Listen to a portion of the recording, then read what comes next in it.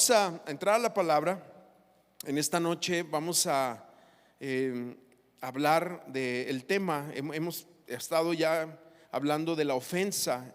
Este va a ser ya el último tema y cerramos aquí pues todo lo que fue poseyendo la tierra. Cerramos con este tema, pero este último tema de la ofensa es algo en lo que yo he estado meditando, redundando, he estado orándolo mucho, porque es un tema que de verdad en la iglesia es como si el enemigo tuviera el objetivo 24/7 de que la gente se sienta ofendida, levante barreras, se separe, haya rompimientos con la iglesia, con el cuerpo, entre hermanos. Es como si está trabajando constantemente para que ese tipo de cosas sucedan. Y Cristo, obviamente, al mismo tiempo está intercediendo por nosotros, dice la palabra, a la diestra del Padre. ¿Y cuál es su intercesión? Hay muchas cosas que intercede, obviamente, pero la intercesión es para que la fe nuestra no falte, no decaiga, para que pongamos los ojos en Jesús, para que no quitemos la mira de las cosas importantes, que es el reino, que es que nuestro corazón esté en paz y esté en paz con otros. Entonces, hoy vamos a cerrar esta serie que hicimos a lo largo casi desde agosto hasta ahorita, de poseyendo la tierra, con este tema último acerca de la ofensa. Así que déjame orar y vamos a prepararnos para lo que Dios quiere hacer en esta noche. Gracias, Señor, por tu presencia. Gracias por tu amor, por tu misericordia, por tu gracia que es derramada en nosotros de una manera hermosa, que nos impulsa a buscarte, a amarte, a reconciliarnos, a ponernos a cuentas con otros. Gracias por todo lo que tú haces y por todos los regalos, todo lo que nos has otorgado, Señor. Gracias. En el nombre de Jesús oramos. Amén. Amén. Muy bien. Nunca vamos a entender lo que significa quedar atrapados en la ofensa hasta el día que estás atorado en ella. ¿Sí? ¿Cómo es esto? ¿Cómo lo identificamos? Cuando nos vemos atrapados en un pensamiento continuo que no te puedes sacar, una misma situación con una persona, en una circunstancia, el mismo evento, con el mismo grupo de personas, muy seguramente ahí ya llegaste o te atrapaste o has permitido ofenderte o que tu corazón se ofenda. Y necesitamos, para salir de la ofensa, como lo hemos hablado, y lo defino introductoriamente, como lo he dicho los miércoles pasados, la falta de perdón es diferente. La falta de perdón es un vínculo tóxico, nocivo, con una persona que te ha ofendido y tienes que perdonar. Y ahorita veremos la diferencia de palabras. Pero la ofensa es cuando tú ya perdonaste, sin embargo has generado muros y tu corazón se ha detenido, se ha cerrado, se ha ofendido con alguien que te ha tratado mal, con alguien que te habló mal de ti o cualquier situación. Pero es como que si la fuente interna que Dios ha depositado en ti, tú has escogido cerrarla. El manantial lo cerraste para no otorgar amor. Pero recuerda que lo que sigue después de estar ofendidos, lo que sigue después de sentir estos como emociones de traición y de odio o amargura, lo que sigue es que el corazón se endurece. Eso lo hemos estado hablando. Ahora, ¿cómo lo identificamos en nuestra vida? Bueno, primero necesitamos que el Espíritu Santo nos convenza de que estamos cargando con una ofensa en nuestras vidas. Y segundo, necesitamos ser ministrados, ¿sí? Necesitamos, cuando nuestra reacción ante ciertas situaciones es soltar palabras, y hoy en día los millennials, y no quiero echarles tanto, ¿verdad? Porque pues son buena onda, pero los millennials de repente todo lo desembocan en las redes sociales y hasta ponen nombres y apellidos y se avientan tiros enteros en las redes sociales, porque esa es su forma muchas veces de expresarse. Pero lo que está detrás de eso en muchas ocasiones es una ofensa. Ahora, no aceptar que estamos ofendidos muchas veces en nuestro sistema de pensamientos puede ser delante o podemos nosotros digerirlo como una señal de debilidad. Es como nosotros muchas veces pudiéramos, ¿cómo te explico? Pensar de nosotros mismos que si decimos que estamos ofendidos, nos vamos a ver débiles. Y obviamente al vernos débiles, nos ponemos en una situación vulnerable ahora donde nuestro orgullo personal es afectado. Porque ¿cómo me voy a ver débil? ¿Cómo me voy a ver así como que con fracturas en mi vida? Y esas veces, digo, hay veces donde no podemos nosotros concebir que otros nos vean así, y por lo tanto preferimos dar esta imagen de que estamos bien, de que espiritualmente vamos adelante o lo que tú quieras, pero que no nos vean débiles. Sin embargo, por dentro, nuestro corazón, porque este es algo sistemático, se está endureciendo, se está endureciendo. La fórmula es la misma.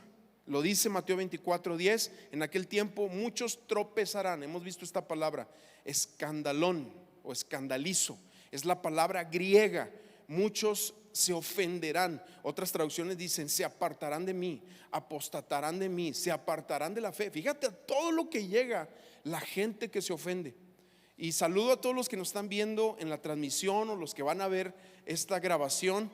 Pero definitivamente hay que registrar, hay que hacer una auditoría interna para ver si no estamos nosotros atascados y enlodándonos en la ofensa.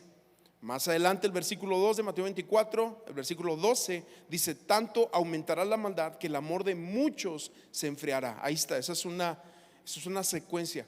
Cuando yo empezaba hace muchos años en el ministerio, hay muchas cosas que ni platico, ¿verdad? Porque pues, ¿qué caso tiene voltear hacia el pasado? Pero yo me ofendí en una parte fundamental cuando estaba empezando algo. Yo fui 4 años pastor de jóvenes en una iglesia, y después de eso el Señor me llamó a empezar un ministerio que años después Él lo comprobó con muchos eventos, muchas cosas que salieron muy bonitas de ahí. Pero hubo un pastor, y aquí está mi esposa testigo, no me va a dejar ni mentir ni exagerar, porque exageración también tiene tintes de mentira, ¿verdad? Se quedó allá atrás con el buen Johnny, ¿verdad? Para que los papás disfruten acá. Total que este pastor, empiezo yo este ministerio, y un día él teniendo una iglesia grande, una de las iglesias más grandes de Monterrey, no quiero decir más, no lo vayan a identificar por ahí. Una de las iglesias más grandes de Monterrey, un hombre así de Dios, admirado, una persona que hizo mucho, ya está con el Señor, se fue en la pandemia. Pero un día me habla en un ministerio juvenil que yo estaba empezando, me habla por teléfono a mi casa, me regaña, me dice: estorbas, tu ministerio estorba. En el momento cuando nos dijo eso, ¿sabes qué? Yo no soy de guardar ofensas o falta de perdón, o sea, créeme rápidamente, para mí es sencillo perdonar, pero guardar una ofensa, pues esa es otra cosa, porque esta es una trampa y es una metodología del diablo engañosa. Y después de que colgamos, de que me dijo: estorbas, tu ministerio estorba, pues yo me quedé desconcertado. ¿Y cómo funciona la ofensa? Pues al siguiente día te levantas, estás pensando en eso, y luego lo que sigue en eso. Y pasaron así un mes. En un evento que hubo de la organización, tuve la oportunidad de hablar con el mero, y él me dijo: no, es que lo que estás haciendo está muy padre. Le voy a decir al pastor que te habló que te pida perdón. Fíjate, un pastor de una iglesia como de 3,000 personas, y me habló. Dios lo bendiga, porque no cualquiera hace eso. Me habló y me dice: ¿sabes qué? Me pasé, perdóname. Ok, pero yo me quedé ofendido. ¿Sí? Así funciona la ofensa. Él pidió perdón, yo tenía que otorgar perdón, le otorgué perdón, nos veíamos y nos saludábamos. Pero en mí se desarrolló esto que me hizo muy insensible. Ahora, ¿cómo sé yo que me hizo muy insensible? Porque un día estoy con una señora, una persona de la iglesia, y empieza a llorar enfrente de mí, así, contándome una situación, y yo no sentí absolutamente nada cuando la vi llorar. Estaba completamente endurecido. Y entonces la veo llorar, me siento yo completamente inmune a su sentir y empiezo a pensar, estoy mal. ¿Cómo puede ser que no se me ha removido nada internamente después de ver enfrente de mí su dolor? Y entonces me voy yo a orar y dije, Señor, estoy mal, algo está pasando en mí. Le comento a mi esposa, ella también empieza a orar por mí. Y tú te das cuenta cuando se rompe la ofensa, porque un día estoy en un funeral de unos jóvenes, una cosa muy trágica que pasó por ahí, y voy y empiezo a llorar. Había tenido yo ya como 3, 4, 5 meses que no lloraba, y yo soy bien chillón. Aquí donde me ven, yo soy chillón, como así, mal plan. Hasta cuando como lloro de alegría, ¿verdad? No sé, pero estoy en este funeral y de repente, por la situación de cómo estoy viendo a los jóvenes, estoy orando, Señor, no puede ser que yo lo esté viendo y yo esté endurecido. Y en ese momento es como si el Espíritu Santo viene, toca mi corazón, se rompe, como si se rompiera una vasija y se derrama un montón de lágrimas ahí. Y empiezo a llorar, Señor, perdóname. Y esas cosas tienen que pasar muchas veces, y tenemos que identificar las ofensas en nosotros. Cuando estamos ofendidos somos poco compasivos. Cuando estamos ofendidos somos muy duros con la gente. Cuando estamos ofendidos es fácil hablar, juzgar, señalar, porque el ofendido se endurece. No es que lo quieras hacer, o sí lo quieres hacer, pero muchas veces es porque estás con el corazón duro. Y cuando nosotros no tratamos con la ofensa en nuestro corazón, como lo dice Mateo 24, sí, nos vamos endureciendo. Y no hay nada peor que un cristiano endurecido, porque no te empieza a afectar nada más con la gente, sino con Dios. La alabanza la sientes así como que, pues la alabanza. La oración la sientes como que, no está. Es una cosa muy fea en la que nos podemos llegar a atorar. Sobre todo cuando nosotros estamos sirviendo al Señor en algún área, en algún departamento de la iglesia, en algún ministerio, o sobre todo los que servimos en la obra, sobre todo los que servimos en la obra. Cuando nosotros nos ofendemos, lo hacemos como una ocupación y no como una pasión, no como un llamado, sino como mi chamba, no como una vocación, algo que amo hacer, que lo haría, me aplaudan o no me aplaudan, me sonrían o no me sonrían, lo que sea. Y esto es importante verlo en nuestras vidas. Las ofensas son como golpes, ¿sí? Las ofensas son como golpes. Mira, Jesús, ven, por favor, ven. Quiero poner un ejemplo aquí. Las ofensas son como los golpes. Por ejemplo, ustedes ven aquí a Jesús, ¿verdad? Ya está pensando Jesús, ¿qué va a hacer el pastor, verdad? Pero es bien sencillo. Por ejemplo, si ven a Jesús, no le pasó nada, porque pues está en condición física, ¿sí? ¿Haces algo? ¿Juegas fútbol, algo? Nada, así naturalito, así vienes del vientre. Bueno, pues no me sirve mucho tu ejemplo, pero bueno, lo que yo quiero decirles es, cuando uno está en condición física, si te golpean, no va a ser tan dañino como cuando no estás en condición física. Ese mismo empujón yo se lo puedo haber hecho a una persona que no está en condición física y se puede lastimar, ¿sí? Bueno, gracias, Jesús. Gracias. ¿Por qué? Yo no sé si te has fijado, por ejemplo, los que entran a los cuadriláteros, los boxeadores, los de la UFC, esos que entran y se dan de golpes, están en una condición impresionante, impresionante. pueden recibir una cantidad de golpes y no les pasa nada por su condición física. Lo mismo se traslada a lo espiritual. Si tú no estás en condición física, cualquier golpe te va a dañar. Pero cuando tú estás en una condición espiritual, pues entonces entre más quieras crecer en el Señor y en la responsabilidad que Él quiera otorgar a tu vida, en dones, en talentos, en bendición, más condición física o espiritual, mejor dicho, tiene que tener tu alma, tu corazón, tu mente, si no cualquier te va a despedazar. Y eso es algo muy recurrente en la iglesia. Gente que no busca a Dios, no ora en realidad, no está apegado a la palabra, no tiene una comunión, no sabe quién es en Cristo. Y viene alguien y le dice: oye, el taquito que hiciste está muy feo, o la silla la pusiste chueca, o la cámara se te movió, cualquier detallito, y se ofenden.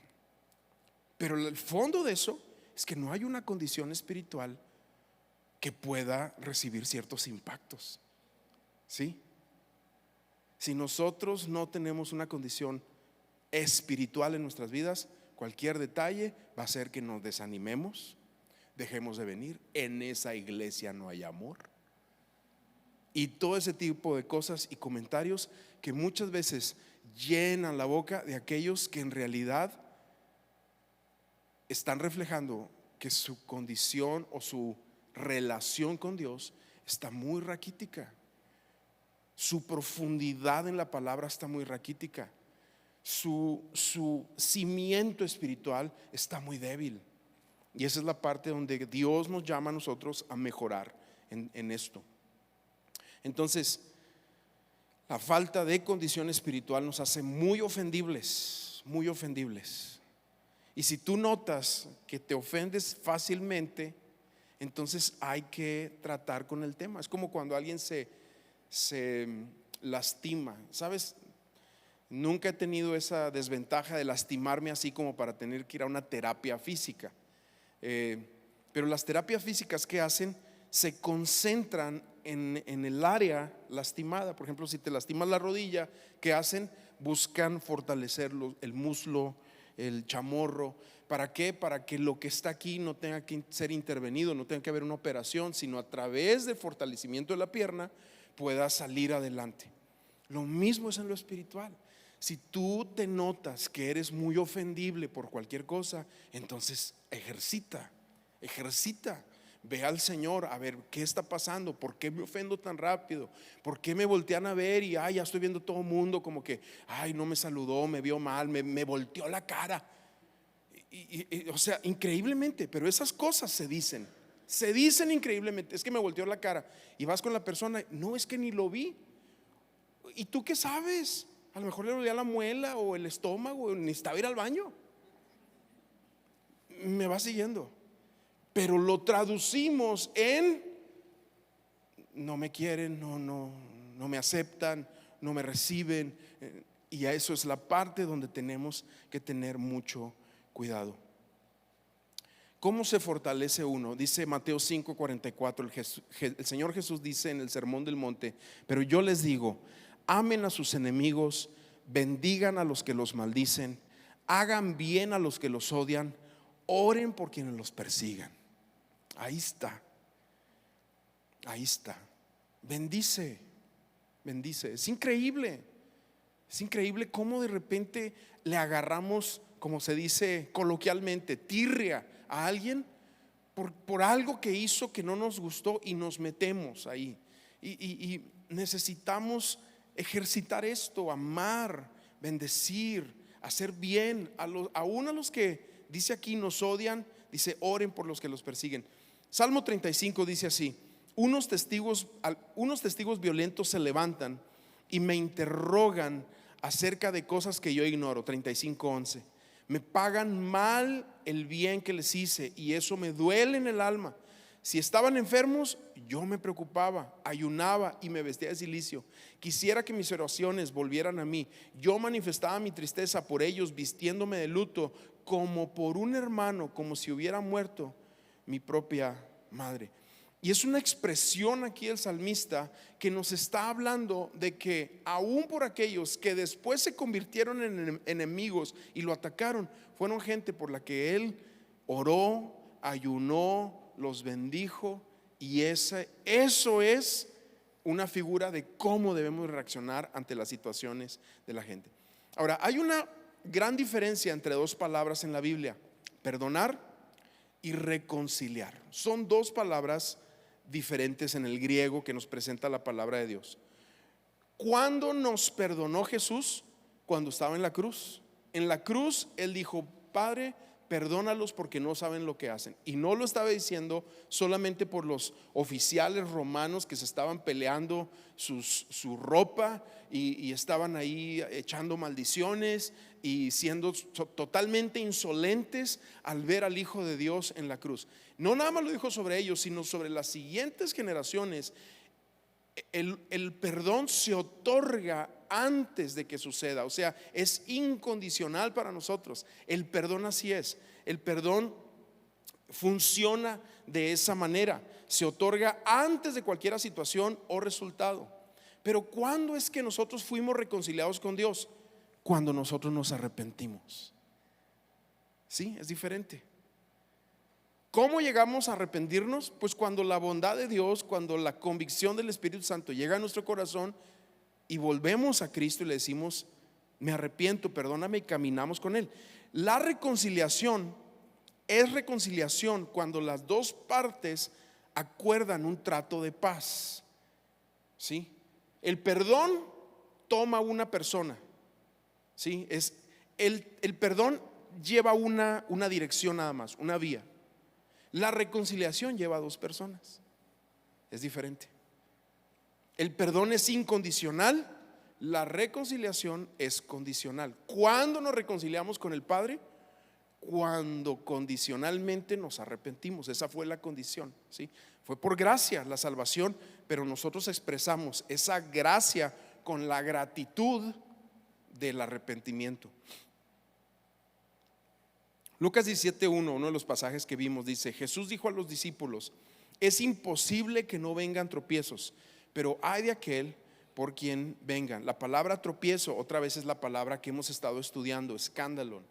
Es la trampa que usa el enemigo para mantenernos cautivos. Pero Romanos capítulo 12, hablando de este tema, dice, versículo 1, dice: no paguemos, creo que es el versículo 18, aquí lo tengo mal, pero es Romanos 12. Dice: no paguemos a nadie mal por mal, procuremos hacer lo bueno a los ojos de todo el mundo.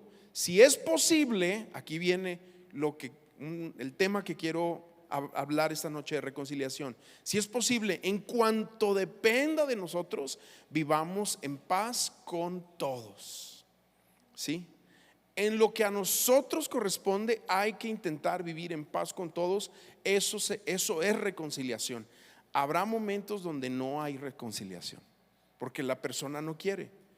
Nuestra posición es siempre otorgar perdón y buscar reconciliación. Ahora, para buscar reconciliación hay que hacer un ambiente. Yo no sé si hay gente que ha venido a pedirte perdón por algo que tú le hiciste, o tú fuiste a pedir perdón por algo que tú hiciste, y en lugar de pedir algo genuino, le vomitas tu desacuerdo, tu inconformidad. Le das la mano y pues sí, te perdono por lo que hiciste, hermano, en la fe, y lo avientas: y Dios te bendiga. ¿Sí? ¿Es eso reconciliación? No, reconciliación requiere un ambiente que, como dice Jesús en Mateo 18, de hecho Mateo 18 habla de reconciliación. Fíjate cómo lo dice, versículo 15 en delante, dice: por tanto, si tu hermano peca contra ti, ahí está, alguien que te ofendió, alguien que habló mal contra ti. En Mateo capítulo 5 dice: cuando tú vas a dar tu ofrenda, si ves que alguien tiene algo contra ti, ve, ándale, tú ve, y nos habla de urgencia, de la importancia de la reconciliación.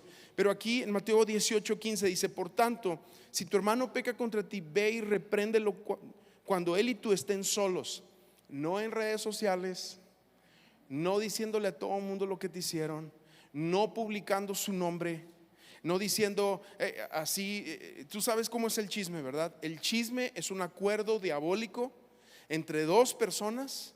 ¿Y por qué digo diabólico? Porque la palabra calumnia en el griego es la palabra, se traduce diabólica.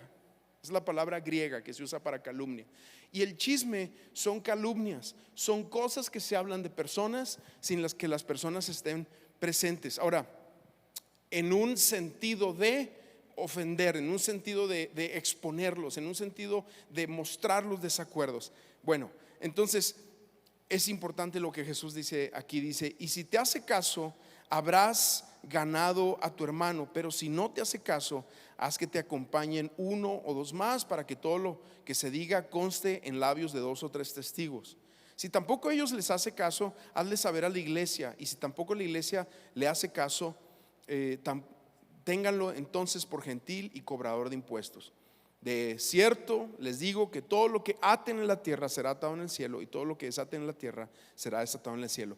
Y esto es muy profundo, pero aquí Jesús nos está hablando de que cuando nosotros buscamos la reconciliación hasta la última instancia, porque esta es una forma misericordiosa de hablar, de confrontar a alguien que está en una situación de ofensa o en una situación de falta de perdón. Se le confronta a solas. Si no quiere, entonces vas con alguien, dice la palabra, lo confronta. Si no quiere, entonces bueno, se le llama a la asamblea o a la iglesia, y que no es tanto exponerlo públicamente, sino en el grupo de liderazgo, por ejemplo en las iglesias, tiene que estar enterado de este tipo de detalles, de este tipo de cosas. Pero aquí esta es una forma misericordiosa de actuar para que la persona se arrepienta, para que la persona suelte esa ofensa, lo que hizo, el pecado o por lo cual se le está confrontando. Pero es tan poderoso, dice la palabra de Dios, que en el acuerdo que hay, en aquel que busca reconciliación, si la persona no se quiere arrepentir, es muy impactante. Pero es como que si se cierra sobre la persona esa capacidad de los cielos de bendecirlo. Por eso la importancia de hacer las cosas como dice la palabra de Dios. Más adelante dice: una vez más les digo que si en este mundo 2 de ustedes se ponen de acuerdo en lo que pidan, mi Padre que está en los cielos se los concederá. Porque aquí habla de ese espíritu de reconciliación que Dios quiere que tú y yo tengamos hacia las demás personas, y que soltemos aquello que estorba en nuestro caminar espiritual. Versículo último dice: porque donde 2 o 3 se reúnen en mi nombre, ahí estoy yo en medio de ellos. Y si bien este versículo lo hemos utilizado muchas veces para hablar de reuniones normales, en realidad es un versículo que habla de reconciliación. Porque cuando nosotros buscamos este acto de estar bien con los demás, y es algo que es parte de nuestra cultura y de nuestro haber espiritual y de lo que nosotros somos, Dios nos garantiza su presencia. Dios garantiza que Él va a estar en medio de nosotros cuando buscamos siempre buscar la reconciliación en todo. Yo te decía, el enemigo está trabajando 24/7 para siempre crear barreras en el cuerpo de Cristo. Ahorita que andamos haciendo un montón de cosas aquí, siempre hay roces y cosas, y yo me doy cuenta cómo el enemigo siempre está buscando meter cosas y sentimientos, y me dijo y sentí y percibí y no me gustó. Y es normal, porque somos gente de carne y hueso y nos duelen las cosas, somos seres emocionales, y está bien. Pero tenemos que observar y tener mucho cuidado de que no sea el enemigo metiendo una mentira. Y no le quiero echar la culpa de todo al diablo tampoco, pero sí se mueve así, con esos engaños, ¿sí? Y eso es lo que tenemos que tener. La reconciliación es urgente, urgente. En lo que tú puedas hay una urgencia. Reconcíliate es la palabra griega diayazo, ¿sí? Que significa influir en una alteración, influir en un intercambio, significa una concesión mutua, eso significa reconciliación, ¿sí? La palabra perdón es diferente, es otra palabra, se dice apiemi, que es la palabra que viene, por ejemplo, en Mateo 6, cuando Jesús les enseña la oración del Padre Nuestro y le dice: perdónanos nuestras deudas como también nosotros perdonamos a nuestros deudores. Si ustedes perdonan a los otros sus ofensas, también su Padre Celestial les perdonará a ustedes. Pero si ustedes no perdonan a los otros sus ofensas, tampoco el Padre de ustedes les perdonará sus ofensas. Esa palabra tan repetitiva es esta palabra que te estoy diciendo. Y si bien dijimos que reconciliar es influir en un intercambio, es una concesión mutua, la palabra perdonar significa omitir, remitir, ceder, soltar, abandonar, dejar o dar por adelantado.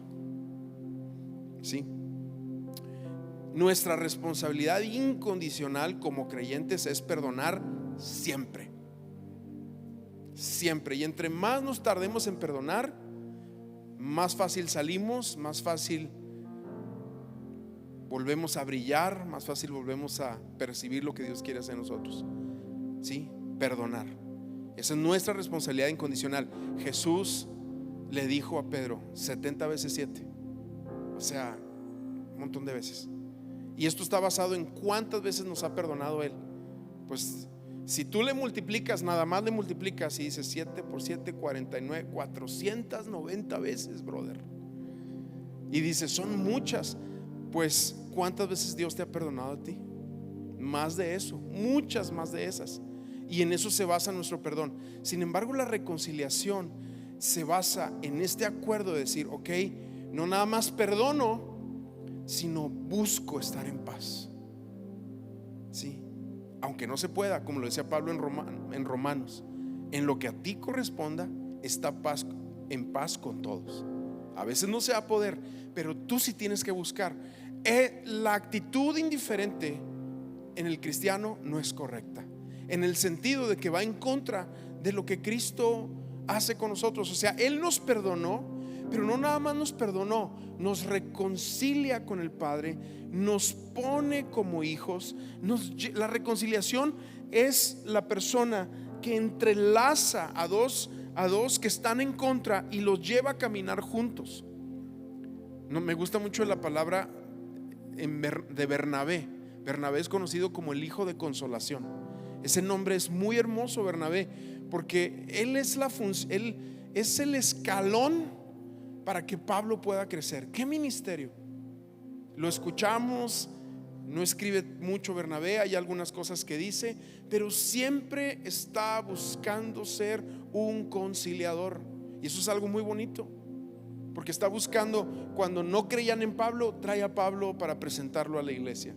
Cuando piensa que Pablo puede ser bueno para llegar a la iglesia de Antioquía, va y lo lleva a la iglesia de Antioquía.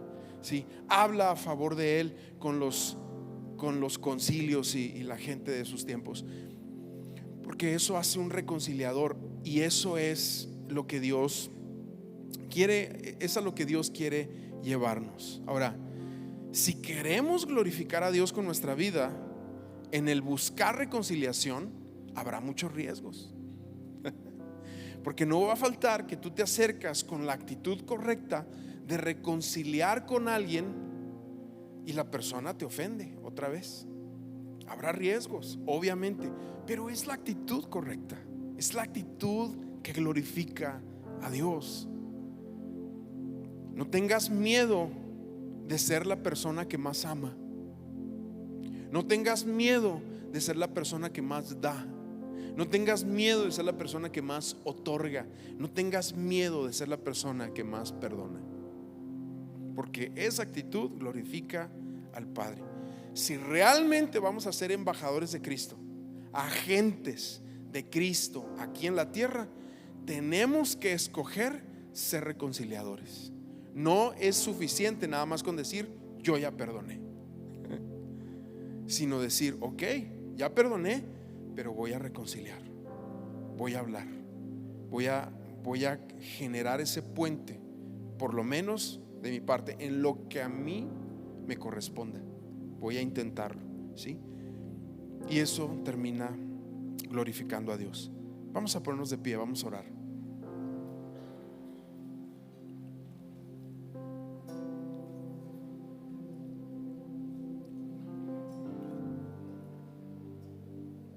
Señor, te damos gracias